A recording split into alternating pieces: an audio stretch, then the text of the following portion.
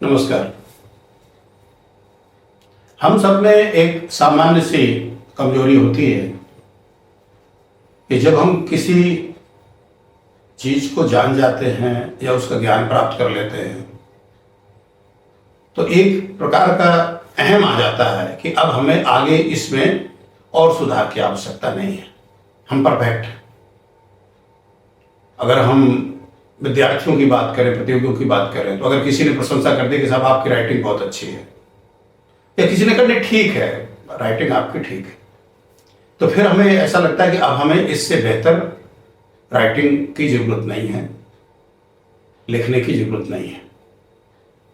या कभी परीक्षाओं में आप देखते हैं कई पेपर होते हैं, जनरल अवेयरनेस का होता है, एप्टीट्यूड टेस्ट होता है, जनरल इंग्लिश का होता है, ग्रामर का होता है और जनरल नॉलेज से संबंधित होते हैं।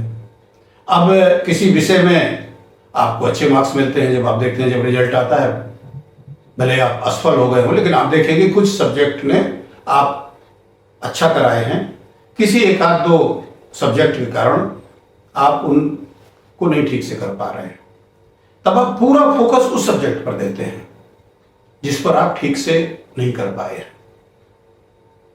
जबकि उस पर फोकस तो देना चाहिए, ये जरूरी है, लेकिन जो समय आप अन्य विषयों में दे रहे थे, जो आपको अच्छा पे कर रहे हैं, अच्छे मार्क्स दे रहे हैं, उन पर भी आपको लगातार और सुधार करने की आवश्यकता है।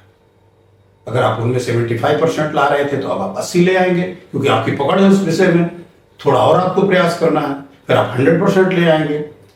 और तब ये होगा कि अगर सारे विषय मिला करके अगर किसी में हम कमजोर भी रह गए तो जो दूसरे आपके ये टॉपिक हैं वो आपको वकअप कर देंगे, आप वहां तक पहुंच जाएंगे।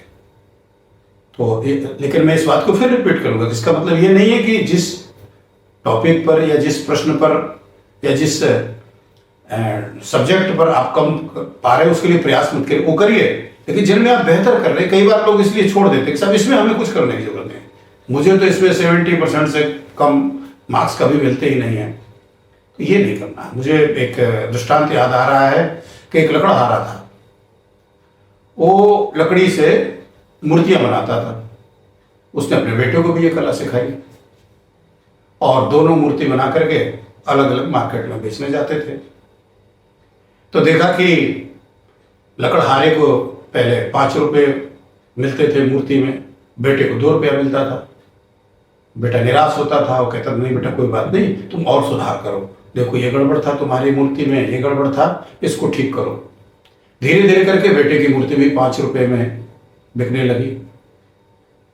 पिता फिर बोलता था कि बेटा और इसको ऐसे करो, देखो ऐसे करो ऐसे करो। तो बच्चे की मूर्तियों का जो दाम था वो और अच्छा मिलने लगा, लेकिन पिता की मूर्तियों का दाम 5 रुपये ही मिल रहा था।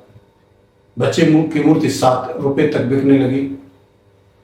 पिता तब भी कहता था बेटा अभी इस पे और जोर दो, देखो ये चीज रह जा रही है, ये ठीक कर लोगे तो और बेहतर होगा। तो 10 रुपये तक मिलने लगे, लेकिन पिता ने बच्चे को टोकना जारी रखा।